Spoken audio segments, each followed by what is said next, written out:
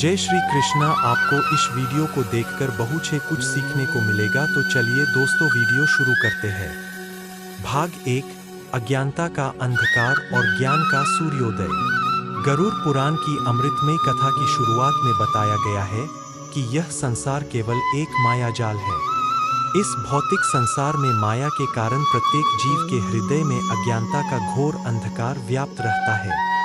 मनुष्य दिन रात सांसारिक वस्तु विषयों, नाते रिश्तेदारों और धन संपत्ति के संग्रह में इस प्रकार खो जाता है कि उसे अपने अस्तित्व के वास्तविक सत्य का बोध ही नहीं रहता। माया के इस कड़े बंधन में फंसा जीव इसकी बारीक और जटिल गांठों को सुलझाने में स्वयं को पूरी तरह असहाय और अक्षम पाता है। इन सांसारिक बंधनों से मुक्त होने के लिए मनुष्य को केवल सती भक्ति नहीं, बल्कि एक लंबी, गहरी और निश्चल साधना की आवश्यकता होती है।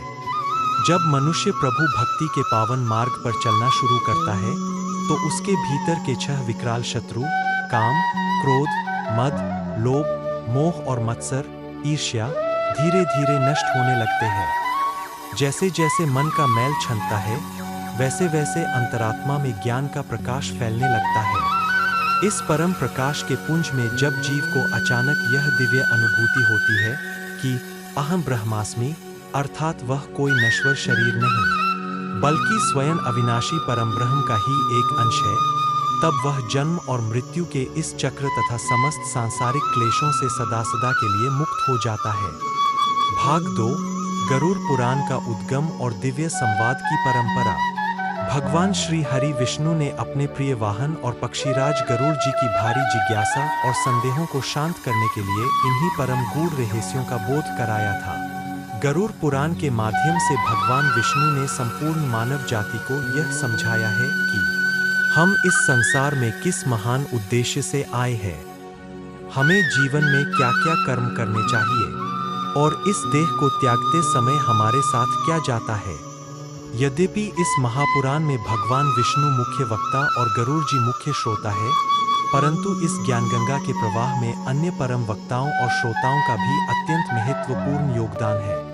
इनमें महर्षि वेदव्यास जी, शौनक जी और सूत जी की प्रमुखता सर्वविदित है, परंतु इन सबसे अधिक आध्यात्मिक और तात्विक महत्व देवाधिदेव भगवान शिव, शंकर और जगज्जनी माता उमा, पार्वती के बीच हुए संवाद का है।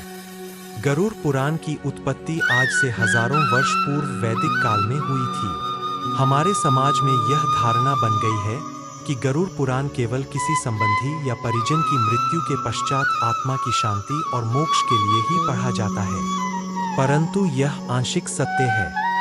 वास्तविकता यह है कि गरुड़ पुराण का अध्ययन और श्रवण मनुष्य अपने जीवनकाल में कभी भी कर सकता है। यह मरने के बाद का मार्ग दिखाने से कहीं अधिक जीते जी सही और धर्म संगत मार्ग पर चलने की कला सिखाता है। भाग 3, वेदों के 5 महापाप और कर्मों की सूक्ष्म व्यवस्था। प्राचीन वेदों और शास्त्रों में मनुष्य द्वारा किए जाने वाले 5 ऐसे कर्मों को रेखांकित किया गया है जिन्हें महापाप की श्रेणी में रखा गया है। 1, मदिरा या नशीले पदार्थों का सेवन करना जो बुद्धि को भ्रष्ट कर देती है। 2, जीव हत्या या हिंसा करना, निरपराध प्राणियों के प्राण हरना। 3, अनैतिक और गलत संपर्क बनाना, व्यभिचार और चरित्रहीनता का आचरण करना।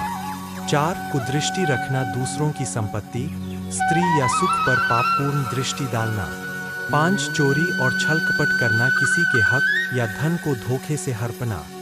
गरुड़ पुराण केवल पापों की सूची नहीं देता, बल्कि इसमें स्वर्ग और नरक की व्यवस्था, पाप और पुण्य के सूक्ष्म अंतर, पुनर्जन्म का नियम और विभिन्न कर्मों के अनुसार मिलने वाले कर्मफल का विस्तृत लेखाजोखा प्रस्तुत किया गया है। इसके अतिरिक्त इस ग्रंथ में मानव शरीर के भीतर स्थित कुंडलिनी शक्तियों, नवद्वारों, चक्रों और योग साधना के कई अलौकिक रहस्यों पर भी गहन चर्चा की गई है। मान्यता है कि गरुड़ पुराण का भक्तिपूर्वक पाठ करने से अथवा एकाग्रचित होकर केवल श्रवण करने मात्र से भी मनुष्य जाने अनजाने में हुए अनेक कायिक, वाचिक और मानसिक पापों से मुक्त हो जाता है। भाग 4, आसुरी प्रवृत्ति का जाल और जीवन का अंतिम क्षण। जो लोग स्वयं को सर्वज्ञ और सर्वशक्तिमान मानते हैं, जो अत्यंत अहंकारी है, तथा धन, पद और मान प्रतिष्ठा के नशे में सदैव चूर रहते हैं, वे वस्तुतः आसुरी शक्तियों के प्रभाव में होते हैं। ऐसे प्राणी दैवीय संपदा और भक्ति भावना से पूरी तरह वंचित रहते हैं। उनका चित्त, मन सदैव सांसारिक भोगविलास, तृष्णाओं और अनेक विषयों में आसक्त रहने के कारण निरंतर भ्रमित और अशांत रहता है। वे मोहमाया के ऐसे घने जाल में उलझ जाते हैं कि मानो गहरी नींद में सोए हुए हों। ऐसा मनुष्य केवल अपने और अपने परिवार के भरण पोषण, संचय और स्वार्थ में ही जीवन भर लगा रहता है। अपनी इंद्रियों को न जीत पाने वाला अजितेंद्रिय व्यक्ति अंततः अचानक काल के मुख में समा जाता है। हे गरुड़, मृत्यु के ठीक अंतिम क्षण में उस पापी या अज्ञानी प्राणी को एक अलौकिक दिव्य दृष्टि प्राप्त होती है। उस क्षण काल का पर्दा हट जाता है और वह अपने पूरे जीवन में किए गए छोटे बड़े, अच्छे बुरे सभी कर्मों को एक चलचित्र की भांति साफ साफ देखने लगता है।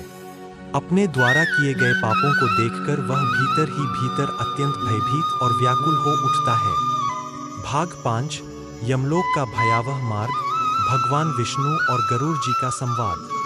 जब पापी जीव की आत्मा शरीर को छोड़ती है, तब यमदूत उसे पाश में बांधकर यमपुरी की ओर ले जाते हैं।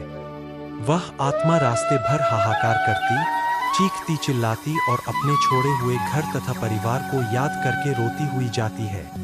तब व्याकुल होकर पक्षीराज गरुड़ जी ने पूछा, हे केशव, हे जगन्नाथ, यमलोक का वह मार्ग किस प्रकार दुखदायी होता है?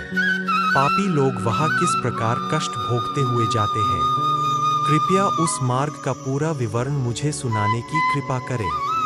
तब सर्वेश्वर श्री भगवान विष्णु बोले, हे गरुड़, अत्यंत भीषण और महान दुर्हक प्रदान करने वाले उस यम मार्ग के विषय में मैं तुमसे कहता हूँ। तुम मेरे प्रिय और परम भक्त हो, फिर भी उस मार्ग के भयानक कष्टों के बारे में सुनकर तुम्हारा हृदय कांप उठेगा। उस यम मार्ग में दूर दूर तक किसी वृक्ष की छाया नहीं है, जहाँ वह थकाहारा जीव क्षण भर के लिए विश्राम कर सके। उस संपूर्ण मार्ग में अन्न या भोजन का एक दाना भी नहीं है, जिससे वह पापी जीव अपनी भूख मिटा सके या अपने प्राणों की रक्षा कर सके। हे खगेंद्र, वहाँ दूर दूर तक जल की एक बूंद भी दिखाई नहीं देती। जीव अत्यंत प्यास से तड़पता है, कंठ सूखने लगता है, किंतु पीने को जल नहीं मिलता। उस मार्ग पर प्रलय काल की भांति एक साथ 12 सूर्य तपते रहते हैं, जिससे वहाँ की धरती जलती हुई कुल्हाड़ी या तपे हुए लोहे की भांति दहकती है। उस मार्ग पर घसीटा जाता हुआ पापी जीव कभी अचानक अत्यधिक बर्फीली तूफानी हवाओं से प्रताड़ित होता है, तो कभी उसके नंगे पैरों में अत्यंत तीखे कांटे चुभते हैं। कभी मार्ग में छिपे विशाल महाविषधर सर्प उसे डंस लेते हैं। उस रास्ते में भयानक भूखे सिंह, खूंखार बाघ और विकराल राक्षस उस आत्मा को भयभीत करते हैं और नोचते हैं। भाग 6, आत्मा की अविनाशिता, पुनर्जन्म और कर्मफल का परम सत्य। हमारे समाज और दर्शन में यह प्रश्न सदैव से सबसे महत्वपूर्ण और द्वंद्व में रहा है कि क्या वास्तव में पूर्वजन्म या जन्मांतर का अस्तित्व है या नहीं। भारतीय मनीषा और सनातन संस्कृति स्पष्ट रूप से जन्मांतर के अस्तित्व को स्वीकार करती है। हमारे ऋषियों ने कर्म विधान और उसके चक्र पर अत्यंत व्यापक और वैज्ञानिक दृष्टिकोण से लिखा है। आश्चर्य की बात यह है कि आज के आधुनिक वैज्ञानिक और मनोवैज्ञानिक युग में भी पुनर्जन्म और पूर्वजन्म की स्मृति की परिकल्पनाओं पर दुनिया भर में शोध हो रहे हैं और लोगों का विश्वास इस पर दृढ़ होता जा रहा है। कर्मफल हमारी आत्मा की चेतना का एक अभिन्न अंग है। गरुड़ पुराण में यमलोक और दंड का इतना विशद और भयावह वर्णन केवल डराने के लिए नहीं, बल्कि इसलिए किया गया है ताकि मनुष्य दुष्कर्मों से दूर रहे और जीवन में सत्याचरण, सत्य का आचरण पर अधिक ध्यान दे। कर्मफल जब प्रारब्ध, भाग्य से जुड़ता है, तो मनुष्य को यह बोध होता है कि उसके जीवन में जो कुछ भी सुख या दुर्ह खा रहा है, वह उसके अपने ही कर्मों का परिणाम है। इस सत्य को स्वीकार कर लेने से मनुष्य को असीम मानसिक शांति और संतोष प्राप्त होता है। यह संपूर्ण ब्रह्मांड और संसार अविनाशी है। इस सृष्टि में किसी भी वस्तु का पूरी तरह से विनाश कभी नहीं होता, केवल उसका रूपांतरण, ट्रांसफॉर्मेशन होता है। जल भाप बनता है, भाप बादल और बादल पुनः जल बनते हैं। ठीक उसी प्रकार जब मानव शरीर से आत्मा मुक्त होती है तो उसका पुनः नया शरीर धारण करना या नया जन्म लेना निश्चित है। प्रश्न केवल इतना रहता है कि वह अपने कर्मों के अनुसार किस रूप, किस योनि और किस परिस्थिति में वापस आता है। जब हम अपने स्वाभाविक दैनिक जीवन में अपने ही किए गए कर्मों के फल, अच्छे या बुरे परिणाम भोगते हैं, तो आत्मा के इस विराट नियम और भावभूमि को स्वीकार करने में भला क्या आपत्ति हो सकती है। सत्कर्म ही मनुष्य का सच्चा धन है, जो इस लोक में भी यश देते हैं और परलोक में भी सद्गति प्रदान करते हैं।